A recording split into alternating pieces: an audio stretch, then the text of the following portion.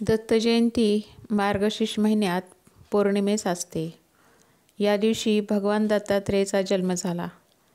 मंदिरामध्ये सकाळपासून काकड आरती, भजन कीर्तन सुरू असते. शहरातील विविध दत्त मंदिर आकर्षक फुलांनी सजवण्यात येतात. विद्युत रोषणाई मंदिरावर करण्यात येते. दत्तभक्त अनेक धार्मिक कार्यक्रमाचे आयोजन करतात. श्री दत्त पालखीची उत्साहात मिरवणूक निघते. दत्त जयंतीनिमित्त आठवड्या अगोदर पासून दत्त पारायणाचे आयोजन करण्यात येते. श्री दत्त जन्म उत्सवाच्या वेळी दत्ता दिगंबरा या हो, सावळ्या मला भेट द्या हो, श्री गुरुदेव दत्त या जयघोषाने मंदिर दुमदुमून जाते. जन्म उत्सवानंतर ठिकठिकाणी दत्त मंदिरामध्ये महाप्रसादाचे आयोजन करण्यात येते.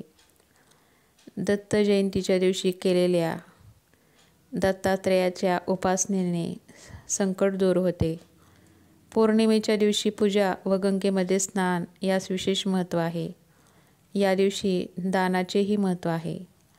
भगवान दत्तात्रेय असे देवता आहेत ज्यामध्ये भगवान ब्रह्मा, विष्णू व शंकर हे तीनही देव एकत्र आहेत. त्यांना 3 मुख व 6 हात आहेत. याशिवाय गुरु व देव या दोघांचे रूप दत्तात्रेयाला मानले जाते. गाय व कुत्रा नेहमी त्यांच्यासोबत राहतात. भगवान दत्तात्रेयांची जयंती ही या दिवशी अतिशय महत्त्वाची असते. भगवान दत्तात्रेयाने आपले 24 गुरु स्वीकारले आहेत. या पौर्णिमेच्या दिवशी ब्रह्ममुहूर्तावर पहाटे उठून स्नान करावे व नंतर सात्विक रंगाचे स्वच्छ वस्त्र परिधान करावे. गंगेचे पाणी पूर्व, ईशान्य व उत्तर दिशेस शिंपडावे. भगवान दत्तात्रेयाच्या फोटोस किंवा मूर्तीस नमस्कार करावा. अक्षता, पिवळे चंदन, फुले, फळे इत्यादींनी पूजा करावी. देवाला प्रसाद अर्पण करून उदबत्ती व दीप लावून आरती करावी. भगवान दत्तात्रेय हे ब्रह्मा, विष्णू, महेश यांचे एकत्रित रूप आहे. दत्तात्रेयांची पूजा केल्याने अपूर्ण कामे पूर्ण होतात.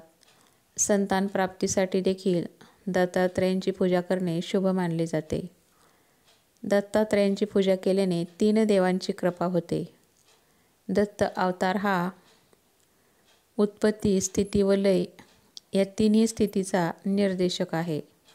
तसेच तो सत्व, रज व तम या 3ही गुणांनी युक्त आहे. म्हणूनच त्रिगुणात्मक दत्त असे म्हटले आहे. दत्तात्रेय हा शब्द दत्त व आत्रेय या 2 शब्दांनी बनला आहे.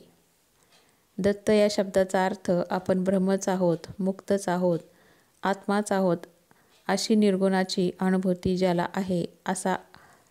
आत्रेय म्हणजे आत्री ऋषीचा मुलगा. श्री दत्त हे आत्री ऋषी व माता अनुसया यांचा पुत्र व विष्णूचा अवतार आहे असा बोध होतो. आत्री ऋषींची पुत्रप्राप्तीसाठी वृक्ष कुलपर्वतावर घोर तपश्चर्या केली. त्यांच्या तपाने सारे त्रिभुवन पळून निघाले. आत्री ऋषीच्या प्रखर तपाने ब्रह्मा, विष्णू व महेश हे 3ही देव प्रकट झाले. तेव्हा त्यांनी आत्री ऋषीस वरदान मागण्यास सांगितले. तेव्हा आत्री ऋषींनी सांगितले की आपण माझ्या उदरी पुत्ररूपाने जन्म घ्यावा. 3ही देवांनी त्यांची विनंती मान्य केली. देवत्रयींच्या आशीर्वादाने अनुक्रमे ब्रह्मापासून सोम म्हणजे चंद्र, विष्णूपासून दत्त आणि शिवापासून दुर्वास हे 3 पुत्र अनुसयेच्या उदरी जन्मास आले आणि शुभात्रेयी नावाची कन्या आत्री ऋषीला प्राप्त झाली. आत्री ऋषीची पत्नी अनुसया ही महान पतिव्रता होती. थोर पतिव्रता असलेल्या तिची पतिसेवा पाहून स्वर्गाचे ऐश्वर घेईल की काय अशी सर्व देवांना भीती वाटू लागली.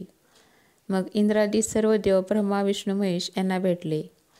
इंद्र म्हणाला, आत्री ऋषीची पत्नी महापतिव्रता आहे. कायावाच्या मनाने अतिथीची पूजा करणे कोणालाही विनमुख करीत नाही. तिला उन्हाचा त्रास होऊ नये म्हणून सूर्यसुद्धा मंद मंद तापतो. तिच्यासाठी अग्नी थंड होतो. वारासुद्धा मंद मंद वाहतो. तिच्या पायाला त्रास होईल म्हणून भूमी मृदू होते. ती शाप देईल याची आम्हा सर्व देवांना भीती वाटते. ती कोणत्याही देवाचे स्थान हिरावून घेईल असा तिच्या पुण्याचा प्रभाव आहे.